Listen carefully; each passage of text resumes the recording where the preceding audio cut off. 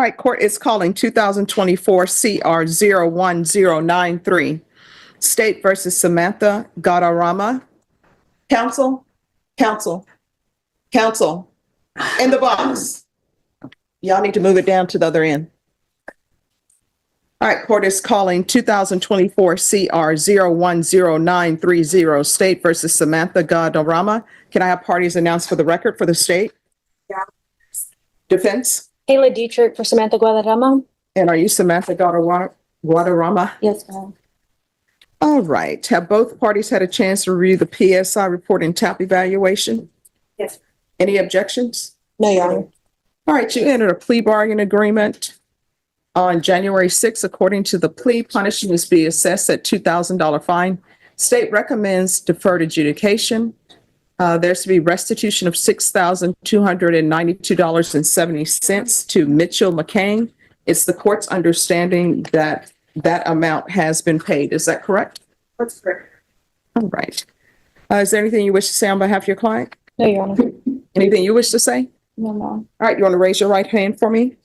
Do you solemnly swear or affirm the testimony you give will be the truth and nothing but the truth, so help you? Right from the start, this case sounds routine. State versus Samantha Guadarrama.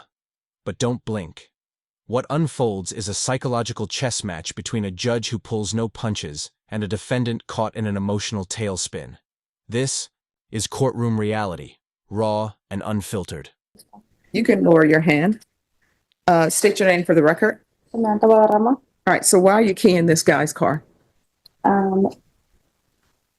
It was a mistake, and it was. No, it wasn't a mistake. A mistake is you take somebody's umbrella thinking that it's yours because they're both black umbrellas. Keying somebody's car is not a mistake.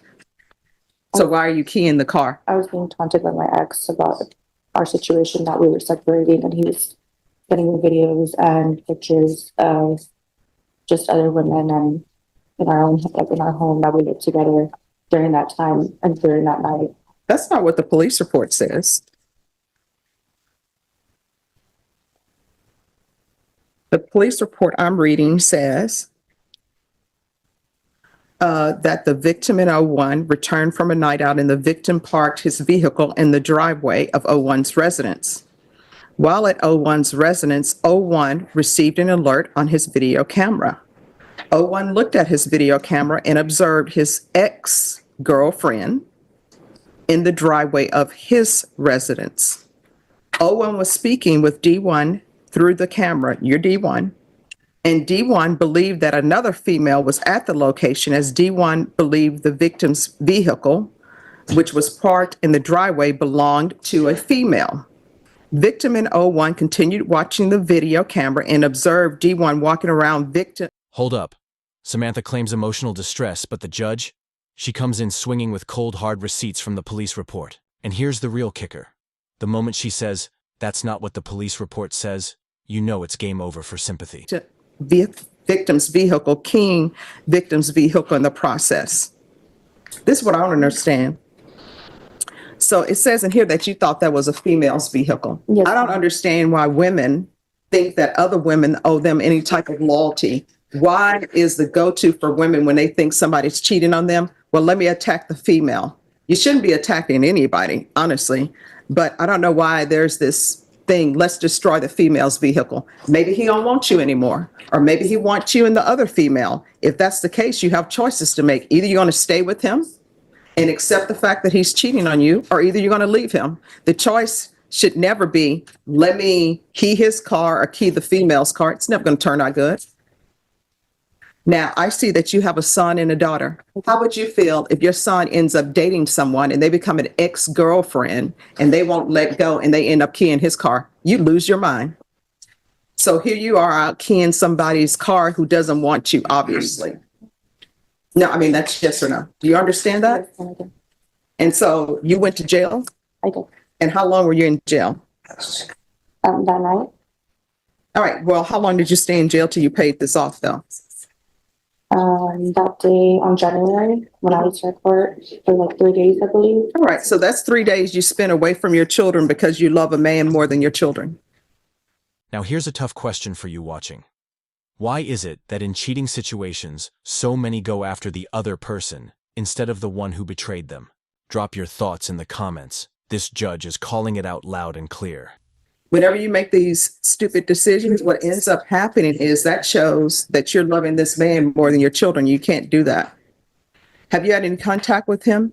No, I love him. All right. So do you have any children with him? No, I do not.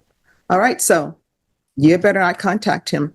You understand? Yes, ma'am. That relationship is over. You don't have any property with him. You don't have any children with him. So there's no need to contact him. You understand? Yes, ma'am. So what do you do for a living? Part-time. All right. And have you started dating again? No, I have not. Okay, that's a good thing. You're going to have to get an orchid. And I tell everybody this who have relationships problems, because orchids teach patience. They have some beautiful orchids out at the HEB. I just saw some when I went there. I'm like, wow, they're so beautiful. They're in bloom. You need to get that orchid. They're inexpensive. I think they have a coupon too, so it's less expensive. Get that orchid and keep that orchid. And it comes with directions. Read up on it, how to care for it. And once those leaves fall off, if you can get that same orchid to bloom again without losing your patience, then you'll be ready for relationships.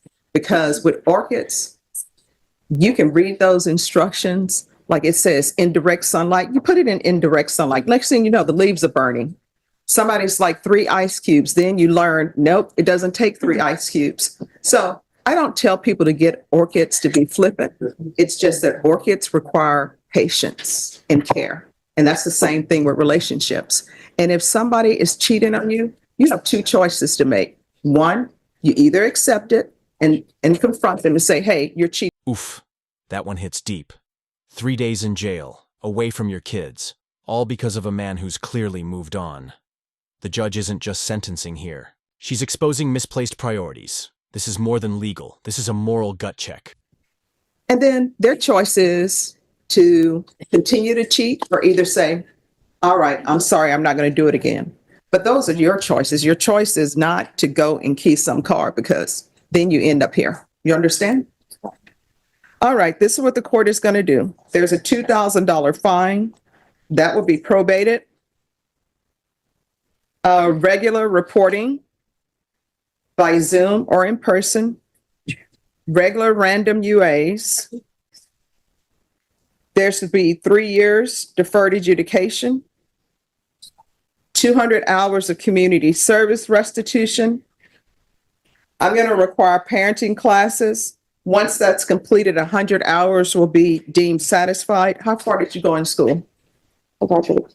All right, what do you want, what did you plan to do with the rest of your life? Do you like bartending? Do you No. plan on, what do you want to do? Yeah, I'm a real estate license as well. I just haven't used it. Okay. And then there's 100, I'm gonna require anger management. And once that's completed, the remaining 100 hours will be deemed satisfied. There's gonna be field visits 1 time per month for 6 months. And the court will show that the restitution amount of $6,292.70 has been paid. And just like that, courtroom fire turns into life coaching gold. The orchid analogy? It's brilliant. Relationships, like orchids, need patience, care, and the right environment. If Samantha doesn't learn this now, she'll be back in this courtroom, or worse. All right, how old are you? 32. All right, why don't you know right from wrong? I mean, it would seem that people would know, hey, you're not supposed to steal a car. Why do you need a class to tell you don't steal?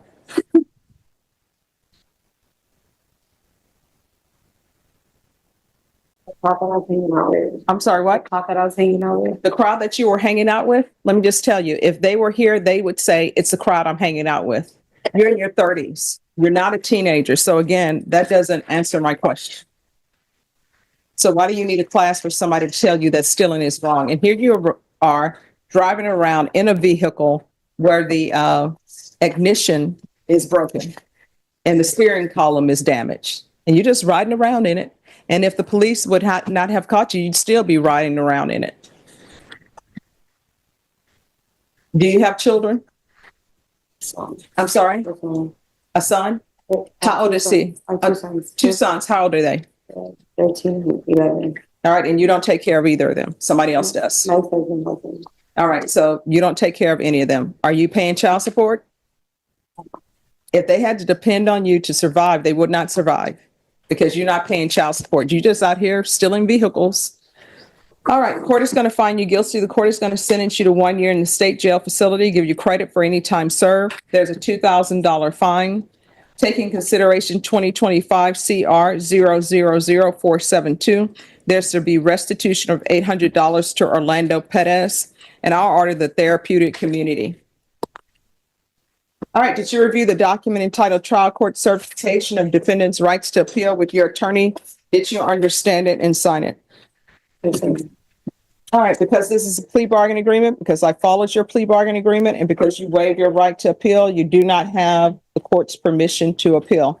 Because this is a felony conviction, you're not allowed to own or possess any weapons or ammunition. If you have a question over what a weapon or ammunition is, you'll need to speak to an attorney. Do you understand?